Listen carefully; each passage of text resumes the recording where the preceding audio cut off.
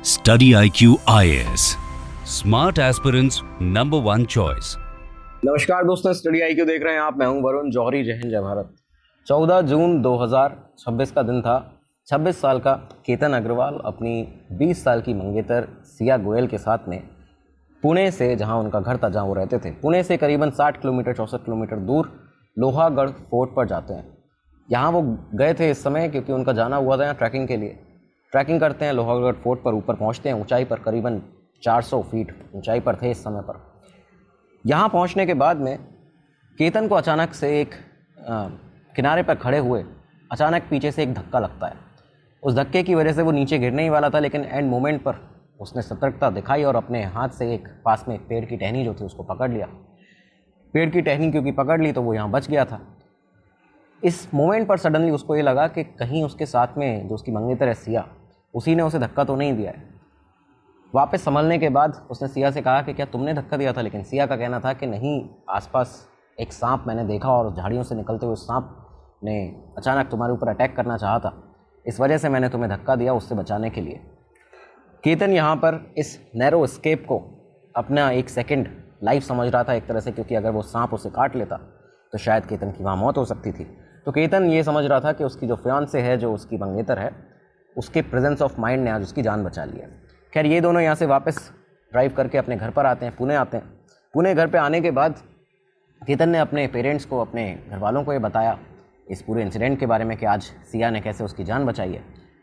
तो घर वालों का ये कहना था कि हाँ, ये एक बहुत ही सन्न कर देने वाली, शॉक कर देने वाली बात है, लेकिन अब क्योंकि तुम्हारी शादी भी होने वाली है, इसी साल में दोनों की शादी भी होने वाली थी, और इस वजह से घर वालों का कहना था कि अब वहाँ पे जाने की ज़्यादा तुम्हें ऐसी ज़रूरत नहीं है, थोड़ा संभल कर रखो इन दिनों में।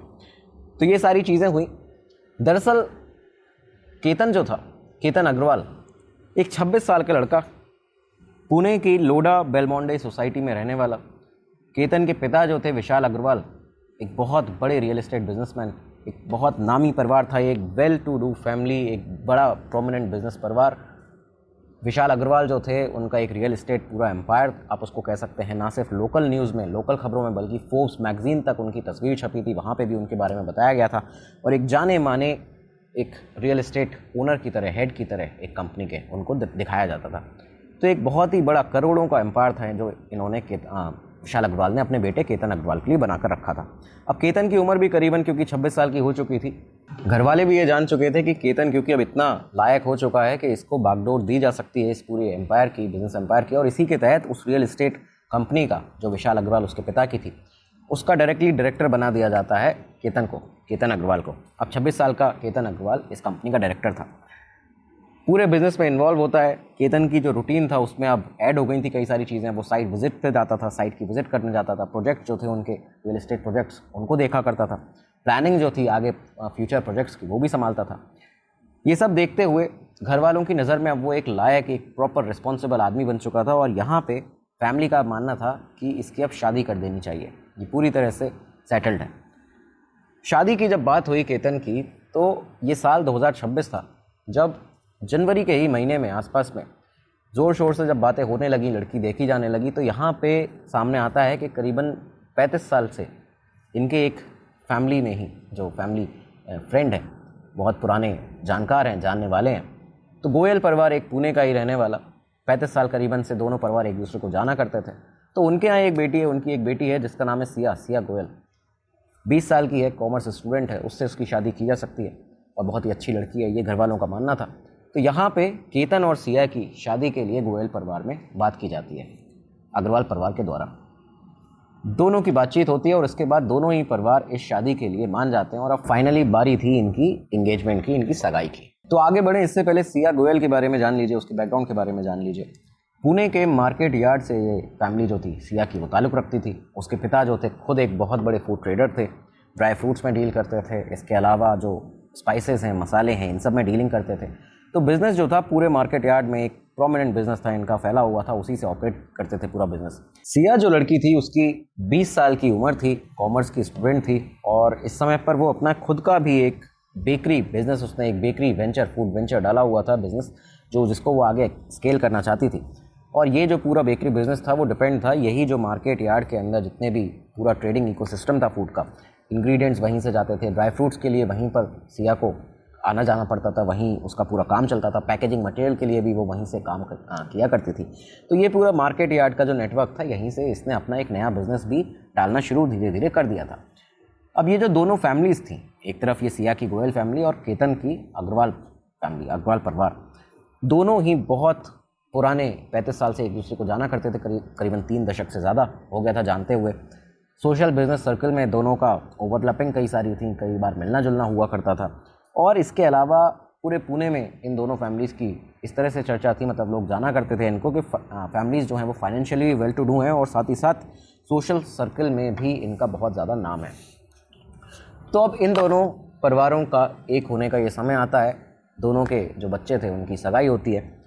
सगाई के लिए तारीख रखी गई, जो महीना था फरवरी का महीना 2026। फरवरी के महीने में दोनों की सिया और केतन की सगाई करवा दी जाती है। अब यहाँ जो सगाई हुई तो इसके बाद दोनों परिवारों का मिलना होने लगा, शादी की डेट फिक्स हुई। तो शादी की डेट निकली इसी साल 2026 में नवंबर की। नवंबर में दोनों की शादी होनी थी, इंगेजमेंट हो चुकी थी, सिया और केतन का मिलना जुलना अब यहाँ से शुरू हो चुका था।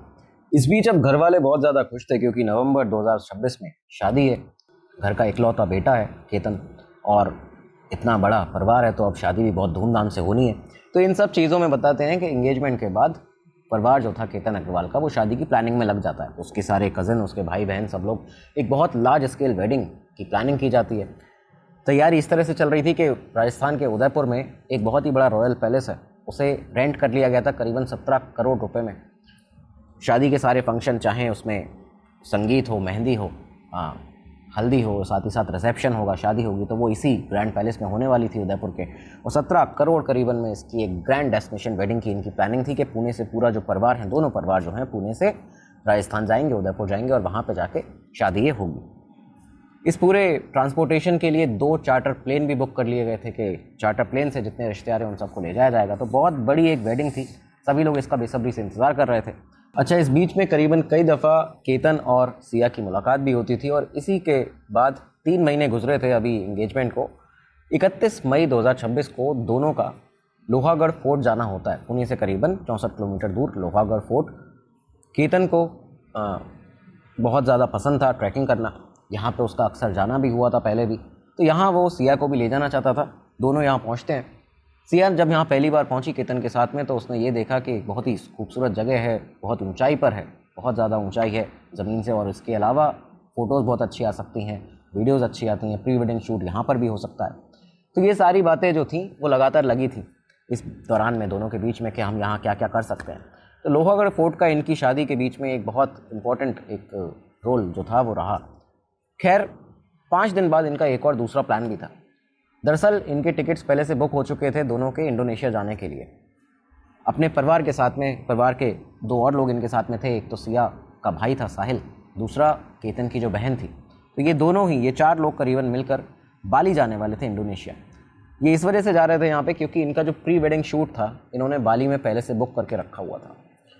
अब यहाँ पे शादी से पहले ही ये जो प्री वेडिंग शूट था, इसके लिए जब बाली जाना होता है तो प्लान ये था, प्लान के मुताबिक कि ये लोग पुणे से मुंबई जाएंगे, मुंबई से इनकी फ़्लाइट होगी इंडोनेशिया बाली, डेनपसार एयरपोर्ट जाएंगे और डेनपसार जाने के बाद में वहाँ पे पहले से ही जो प्री वेडिंग शूट है उसको बुक करके रखा हुआ है। 6 जून की तारीख आती है। 6 जून को ये सारे के सारे लोग कार में बैठते हैं, मुंबई एयरपोर्ट पहुँचते हैं। पासपोर्ट और ट्रैवल डॉक्यूमेंट जो थे इन्होंने एक पाउच के अंदर, एक बड़ा सा एक ऐसा बैग था उसके अंदर डालकर उसी कार में रखे हुए थे एक तरफ। तो यहाँ पे पहुँचते हैं जब मुंबई एयरपोर्ट, तो इसके पहले इन्होंने एक जगह रुक कर, एक फूड मॉल था तो वहाँ पे खाना खाने का, एक ब्रेक लेने का ट्राई किया कि यहाँ पे जाया जाए, थोड़ा रिफ़्रेश हुआ जाए। ब्रेक लेने के लिए जाते हैं। इस बीच में जब सब लोग अंदर पहुँच गए थे उस फूड मॉल में, सिया एक दफ़ा वापस आती है गाड़ी पर। उसने कहा कि मेरा जो फ़ोन है वो कार में रह गया है और इसकी वजह से मुझे वापस जाके फ़ोन को लाना पड़ेगा। तो सब लोग मॉल के अंदर थे, केतन की बहन, सिया का भाई साहिल। लेकिन सिया वापस आई और सिया ने यहाँ पे अपना फ़ोन निकाला गाड़ी में से, उसके बाद में वापस से वो मॉल में चली जाती है। खैर जब यहाँ खाना खा पी कर उसके बाद ये लोग एयरपोर्ट की तरफ आगे बढ़ते हैं, एयरपोर्ट जाती है इनकी गाड़ी। चेक इन कराने के लिए जब फाइनली उस पाउच को खोला गया तो उसमें सबके पासपोर्ट थे, यानी कि सिया का पासपोर्ट था, सिया के भाई का साहिल का था, केतन की बहन का था, लेकिन केतन अग्रवाल का, उस लड़के का पासपोर्ट यहाँ पे गायब था।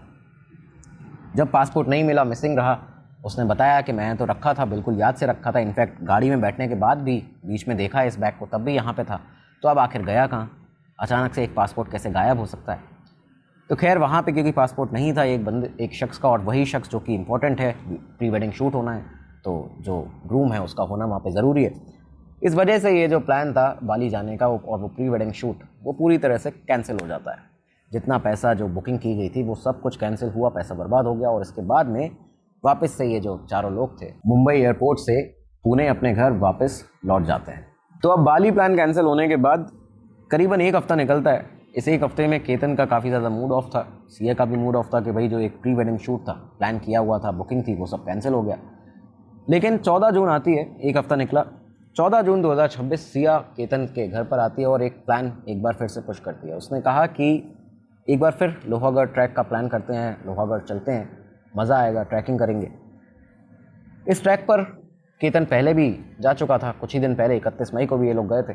तो उसने कहा कि एक बार फिर से ठीक है, चलो जब बाली का प्लान कैंसिल हो ही गया तो यहीं पे चला जाए। ये दोनों 14 जून को 2026 लोहागढ़ ट्रैक जाते हैं। यहीं पर वो इंसिडेंट हुआ जो हमने आपको इस वीडियो में स्टार्टिंग में बताया। हुआ क्या था कि केतन एक बहुत ही ऊंचाई की जगह एक चट्टान पर खड़ा था और वहाँ से अचानक उसे एक धक्का लगा।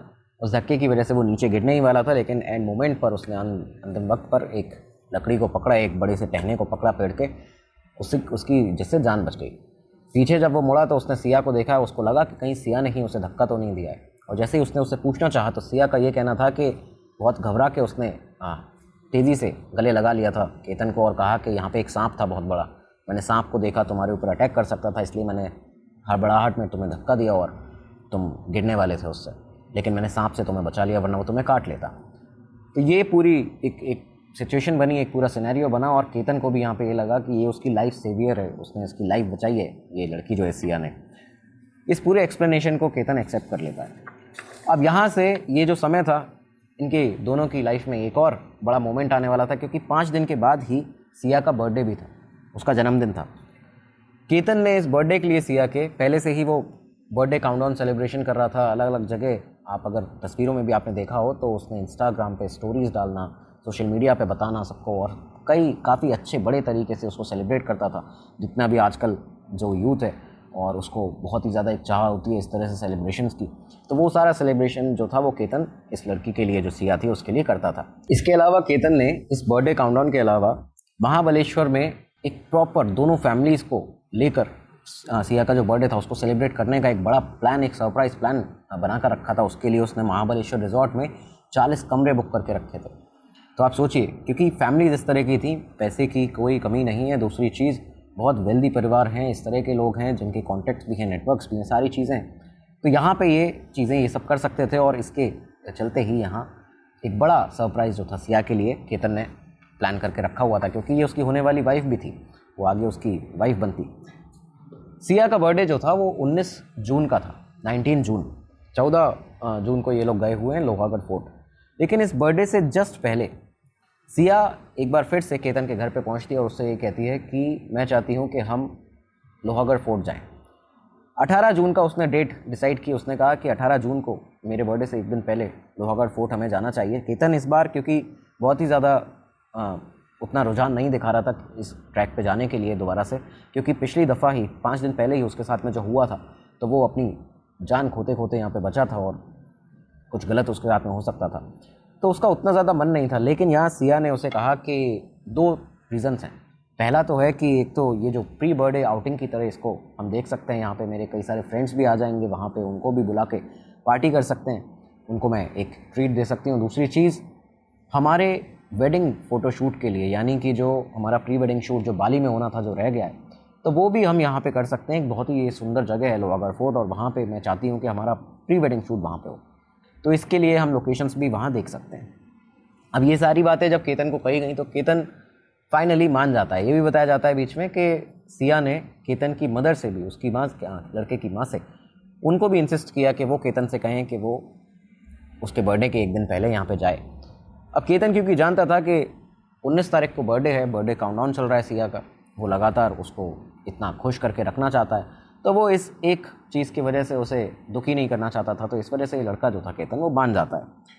उसने सिया की बात मान ली और उसके बाद फाइनली ये 18 जून यानी कि सिया के बर्थडे से एक दिन पहले 18 जून 2026 की सुबह करीबन 8:30 बजे के आसपास की बात थी, जब ये दोनों अपने घर से निकलते हैं। सिया को केतन पिक करता है और फाइनली ये लोग 64 किलोमीटर का जो रास्ता था उसको तय करके लोहागढ़ फोर्ट पहुंच जाते हैं। 18 जून 2026 करीबन सुबह के 8:30 बजे पुणे से लोहागढ़ के फोर्ट के लिए ये दोनों जो थे वो निकलते हैं। फोर्ट के बेस पर पहुँचे करीबन 9:30 बजे के आसपास, 1 घंटा इन्हें लगा यहाँ पहुँचने में। 9:30 बजे फोर्ट के बेस पर पहुँचते हैं और उसके बाद अपनी जो चढ़ाई थी वो शुरू करते हैं। ट्रैक करने के बाद फाइनली जब ऊपर पहुँचे, बहुत ऊपर ऊंचाई पर ये पहुँच चुके थे दोनों। केतन सिया वहाँ पे मौजूद थे। बहुत तेज़ हवाएं चल रही थी। 400 फीट नीचे एक गहराई थी और बहुत कम लोग उस समय पर वहाँ पे देखे जा रहे थे। इस समय ऊपर पहुँचने के बाद केतन, क्योंकि यहाँ पे एक साइड में खड़े होकर सारी एरियाज़ ये लोग देख रहे थे कि भाई कहाँ पे हम अपना प्री वेडिंग शूट कर सकते हैं, तो फ़ोटोज़ कहाँ अच्छी आएंगी, वीडियोज़ कहाँ से अच्छी आ सकती हैं, लोकेशन बैकग्राउंड कौन से अच्छे हैं, ये सारी चीज़ें यहाँ देखते हैं। केतन इस बीच में एक बहुत ऊँची चट्टान पर एक कॉर्नर पर खड़ा हुआ था। यहाँ से वो पूरा उस व्यू को, उसका नज़ारा देख रहा था, समझ रहा था कि कहाँ पे कैसे हम क्या कर सकते हैं। इसी दौरान में करीबन 10:30 के आसपास की ये बात बताई जाती है, जब केतन को एक ज़ोरदार धक्का लगता है और उस धक्के की वजह से वो सीधा नीचे उस 400 फीट नीची जो गहराई थी, खाई थी, उसमें जाकर गिर जाता है। केतन जब नीचे गिरा, नीचे पत्थरों पे उसका जो शरीर था वो टकराया और उसके बाद सडन उसी मोमेंट पर उसकी जान चली गई थी, उसकी डेथ हो जाती है। ये सब देखते हुए सिया, क्योंकि वहाँ पे ऊपर थी, अचानक से वो चिल्लाती है, रोती है। जो फोर्ट के गार्ड्स थे उनको बुलाती है। रोते रोते उसने फैमिली को भी फ़ोन किया, अपनी फैमिली को भी फ़ोन किया, केतन की परिवार को भी फ़ोन किया। इसके बाद जो गार्ड्स थे वो लोनावला रूरल पुलिस के पास जाते हैं, उन्हें इन्फॉर्मेशन देते हैं। पुलिस जो थी रेस्क्यू ऑपरेशन स्टार्ट करती है, ऑर्गेनाइज करती है। बॉडी को निकालने का काम जारी था। उस घाटी से बॉडी को रिकवर किया जाता है, पोस्टमार्टम के लिए भेजा जाता है। फाइनली केतन की लाइफ सडनली कुछ ही मोमेंट के अंदर ख़त्म हो चुकी थी। एक बहुत ही ब्राइट लड़का, एक बहुत ही आगे ब्राइट फ्यूचर वाला लड़का, कि आगे उसका ज़िंदगी में क्या न जाने क्या क्या चीज़ें बड़ी हो सकती थी, लेकिन एक सडनली एक इंसिडेंट ये हुआ और उसके बाद उसकी लाइफ जो थी वो ख़त्म हो गई। अब तक सबको यही लग रहा था। तो खैर, यहाँ पे ये जो बॉडी थी पोस्टमार्टम के बाद केतन की परिवार को हैंड ओवर कर दिया थी। परिवार पूरी तरह से शॉक था, सन्न था कि आखिर ये उनके साथ हुआ क्या। इतनी खुशियाँ जो थी वो आने वाली थी और अचानक ये जो गम था, जो एक बुरा समय था, वो कैसे उनके ऊपर टूट पड़ा है। तो ओवरऑल जो लीगल फ्रेमवर्क हुआ, जो लीगल पेपर वर्क हुआ, माफ़ कीजिएगा, तो उस पूरे लीगल पेपर वर्क में एडी लिखा गया यहाँ इस पूरे इंसिडेंट में, यानी कि एक्सीडेंटल डेथ के रूप में ही इसको एंटर किया जाता है। जो सरफेस पर स्टोरी थी वो यही थी कि एक ट्रैकिंग एक्सीडेंट की तरह ये माना जाएगा, क्योंकि ऐसा ही ये लग रहा है। ट्रैकिंग पर दोनों गए थे, ट्रैक करते करते यहाँ से जो लड़का था वो नीचे गिरा है और उसकी मौत हो गई है। इस स्टेज में ना कहीं किसी एफआईआर का जिक्र हुआ कि किसी पर एफआईआर करनी है, ना ही क्या ये कोई मर्डर है, इस तरह का जिक्र हुआ। पब्लिकली भी कोई आरोप जो था वो किसी के ऊपर भी नहीं लग रहा था।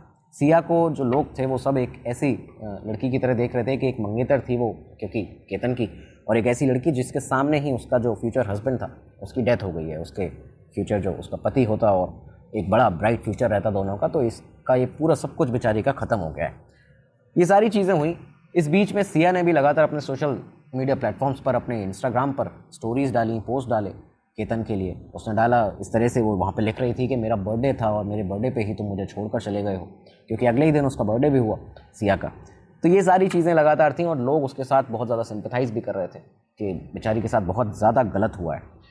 खैर, यहाँ पे अब केतन का अंतिम संस्कार हुआ, केतन के फाइनल राइट्स ख़त्म हुए। इसके बाद में घर में, क्योंकि शादी के जितने भी माहौल था पूरा सब बर्बाद हो चुका था उनके लिए, तो उनका एक इकलौता लड़का था, घर का इकलौता चिराग था, और वो ख़त्म हो गया, बुझ गया था। यहाँ पे फैमिली पूरी तरह शॉक में थी।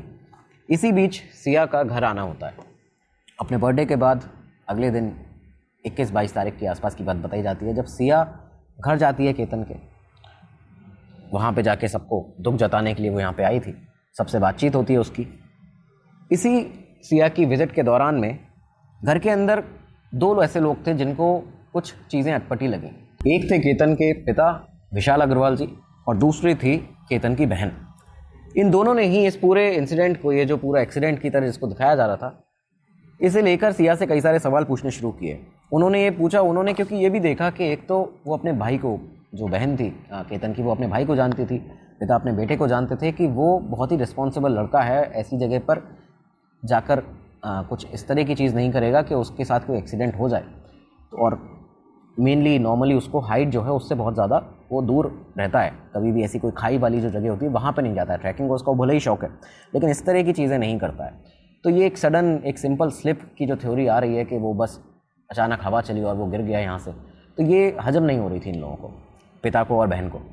तो यहाँ इन लोगों ने सिया की उस विज़िट पर उससे सवाल पूछने शुरू किया। उससे पूछा गया, डिटेल में इन लोगों ने पूछना शुरू किया कि अच्छा जब ये हुआ सब कुछ तो तुम कहाँ थी, तुम क्या कर रही थी, क्या तुमने एग्जैक्टली उस पॉइंट पर खड़े हुए उसको देखा था कि वो वहीं पर खड़ा हुआ था केतन, और उस मोमेंट पर जब वो गिरा तो वो मोमेंट कैसा था, क्या था, क्या वहाँ पे आसपास और कोई भी था।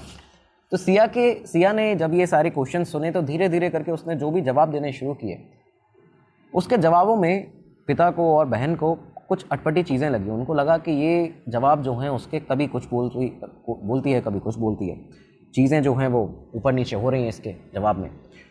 यहाँ पे अचानक से सिया के जाने के बाद में उसकी बहन को एक आभास हुआ, उसको ये लगा कि कहीं ना कहीं ये जो सिया की डिटेल्स हैं वो ओवर सिंप्लीफाई कर रही है चीज़ों को, इस तरह से बता रही है कि बहुत ही सिंपल एक स्लिप था, एक एक्सीडेंट था, जस्टिफाई करना चाह रही है एक्सीडेंट को।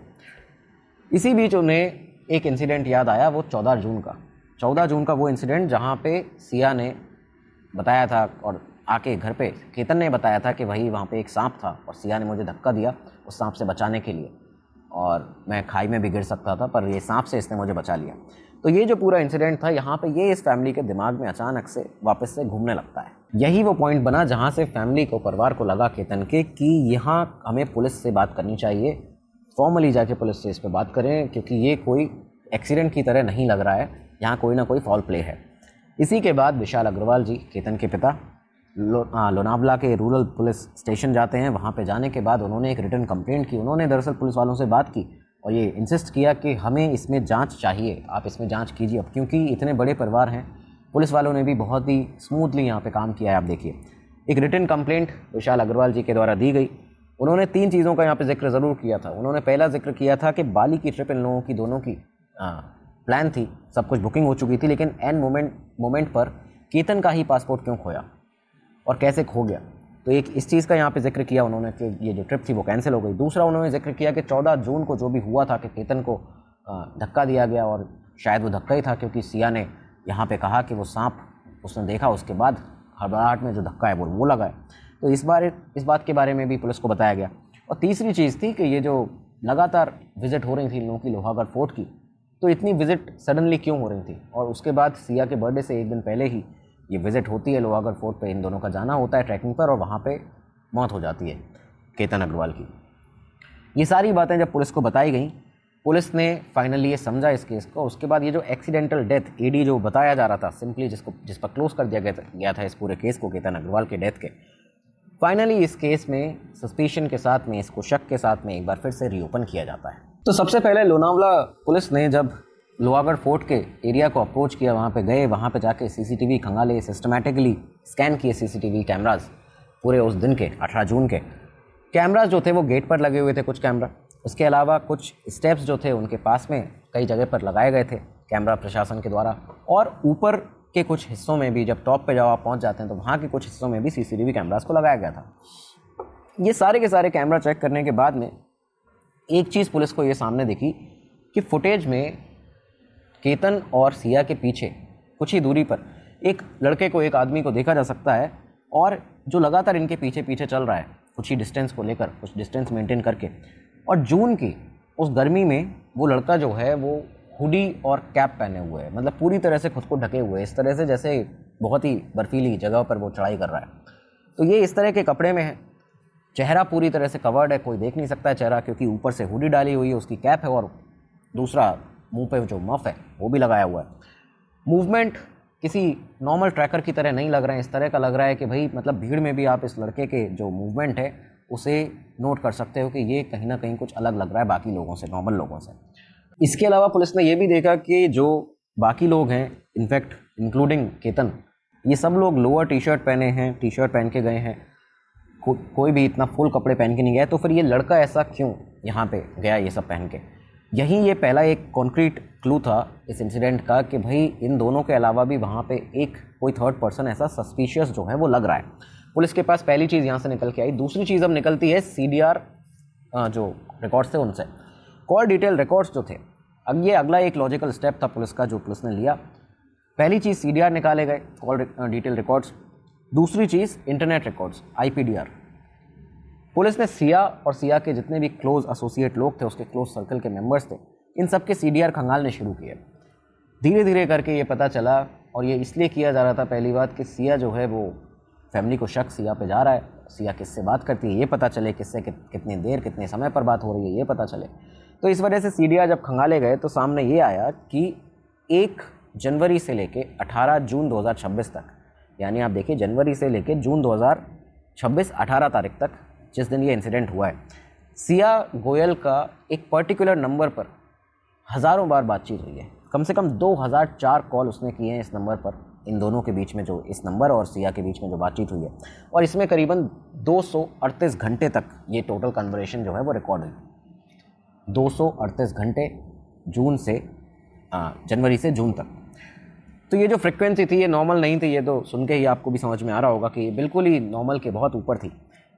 SP लेवल पर जो पुलिस थी उनको ये क्लियर हो चुका था कि भाई सिया का ज़रूर किसी एक इस इंडिविजुअल के साथ में जिसका भी ये नंबर है उसके साथ में एक हैवी कांटेक्ट था, और ये एक नॉर्मल कांटेक्ट तो नहीं है, ये कुछ एक अलग रिलेशनशिप भी हो सकता है, एक अलग इंगेजमेंट हो सकता है, वो भी तब जब सिया की सगाई केतन से हो चुकी है। इस बीच में ही ये पूरा वही समय है, क्योंकि फरवरी में सगाई हुई है, जून में ये पूरा इंसिडेंट हो गया है।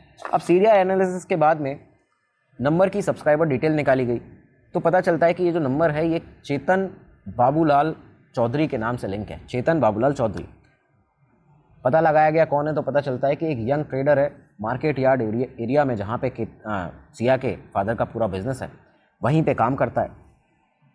पुलिस के पास यहाँ पे 2 चीज़ें थी, एक वो CCTV फुटेज वाला आदमी, उसकी तस्वीर, दूसरा CDR में जो निकला कि सिया की हज़ारों बार बातचीत हुई है चेतन नाम के इस आदमी से। अब चेतन का बैकग्राउंड क्या है ये समझ लीजिए। चेतन दरअसल इस इन्वेस्टिगेशन का फोकस पूरा चेतन पर जब गया तो पता चला कि चेतन जो है 22 साल का लड़का है, पुणे के खोंडवा एरिया से ताल्लुक़ रखता है, वहाँ का रेसिडेंट है। मार्केट यार्ड में जहाँ पे सिया के परिवार का पूरा कामकाज है काफ़ी लंबे अरसे से समय से, वहीं पे ये ड्राई फ्रूट्स की और पैकिंग मटेरियल की जो एक फर्म है उससे जुड़ा हुआ है, उसी के साथ में काम करता है। एक मिड लेवल आप इसको ट्रेडर कह सकते हैं, उस तरह से यहाँ पे काम कर रहा है। एक और चीज़ जब वहाँ पे पूछताछ करने पर सामने आई तो ये पता चला कि सिया जो है, सिया गोयल, उसने जो अपना बेकरी बिजनेस स्टार्ट किया है तो उस बेकरी के बिजनेस में पैकेजिंग से लेकर ड्राई फ्रूट्स वगैरह की जितनी भी चीज़ें हैं वो लार्जली वो इसी नेटवर्क के साथ में काम करती है, जिस नेटवर्क के साथ में जो चेतन चौधरी है वो डायरेक्टली जुड़ा हुआ है, उसके साथ में वो भी काम कर रहा है। तो अब यहाँ पुलिस को चेतन और सिया के बीच का एक इंटरेस्टिंग जो एक लिंक था वो सामने मौजूद निकल कर सामने आता है। इसी के चलते पुलिस वाले वहाँ पहुँचते हैं, आसपास के मार्केट यार्ड के लोगों से बातचीत करते हैं, और बातचीत करने पर ये सामने आया कि सिया और चेतन 1-2 महीने से नहीं बल्कि करीबन 1 साल से रेगुलर संपर्क में है, कांटेक्ट में है। तो अब यहाँ पर पुलिस के सामने आधी तस्वीर तो साफ हो ही चुकी थी, लेकिन यहाँ अब एविडेंस के तौर पर एक पता लगाना ज़रूरी था कि चेतन चौधरी जो है क्या उसकी लोकेशन भी उस दिन 18 जून की सुबह सिया और केतन की लोकेशन पर ही मौजूद थी, यानी कि लोहागढ़ फोर्ट के आसपास क्या वो था या नहीं। तो यहाँ एक बहुत ही कन्फ्यूजिंग पॉइंट निकल कर सामने आया।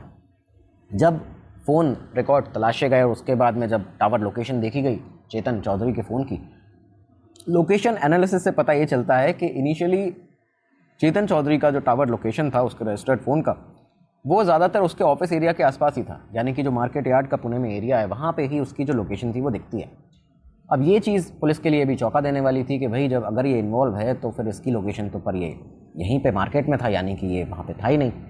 इस बीच में पुलिस ने और जब डिटेल में देखा तो डिटेल में देखने पर ये नोट किया लोनावला पुलिस स्टेशन ने कि 18 जून की सुबह ये जो नंबर है 7 बजे से लेकर शाम के 5:30 बजे तक, 5:40 तक इनफैक्ट, चेतन चौधरी का जो फ़ोन है, जो उसका पर्सनल फ़ोन था, उसका इंटरनेट ऑफ दिखा रहा था।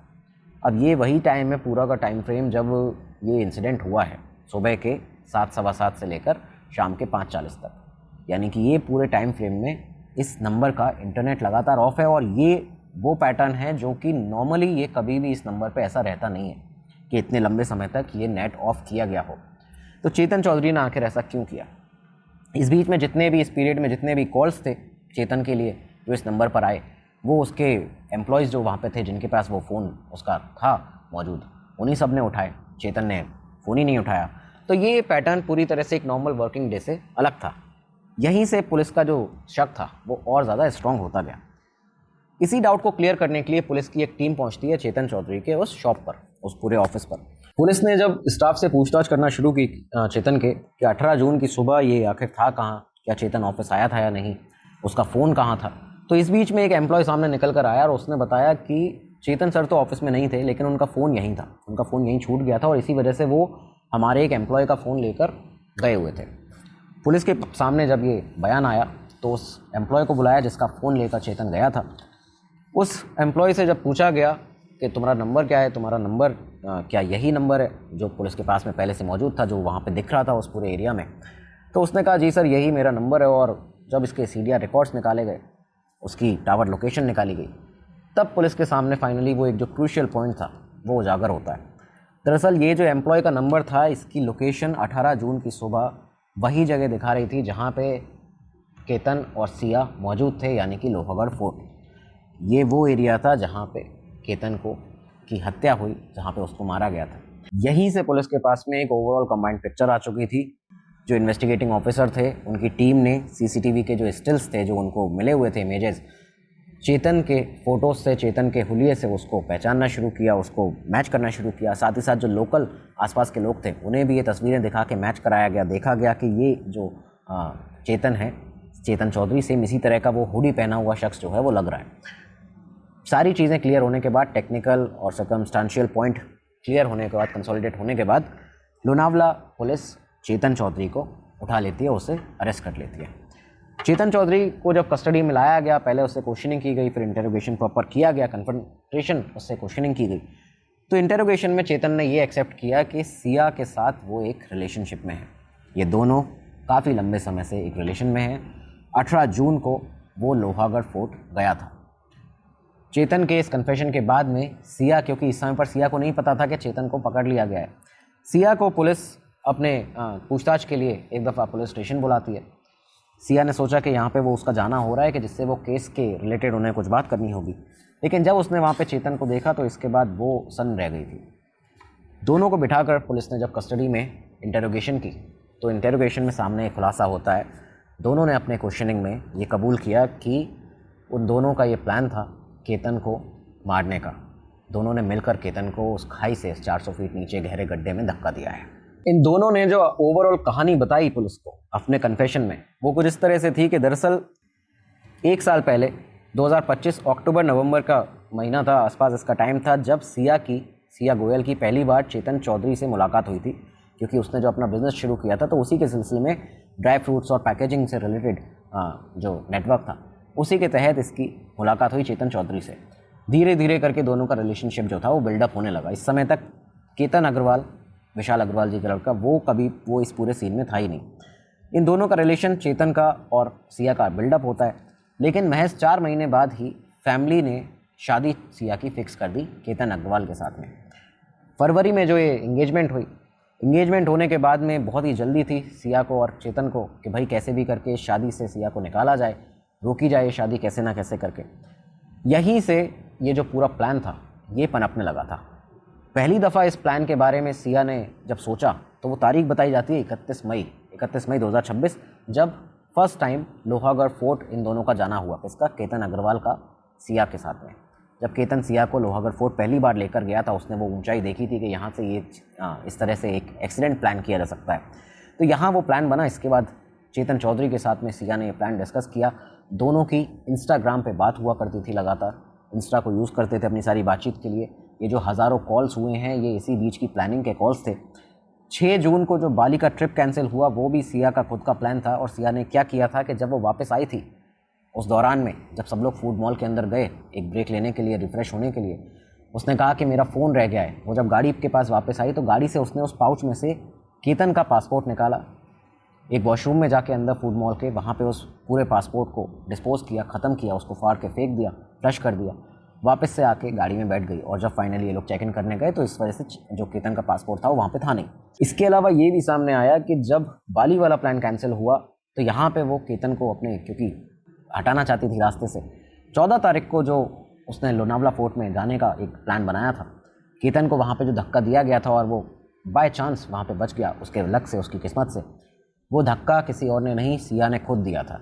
सिया ने खुद वहाँ केतन को धक्का दिया, लेकिन जब उसने देखा कि बच गया है तो वो सडन उसने एक नाटक किया था कि वो सांप मैंने देख लिया और तुम्हारी जान बचानी थी। आप सोचिए कितनी शातिर होगी ये लड़की जिसने ये पूरा एक खेल रचा।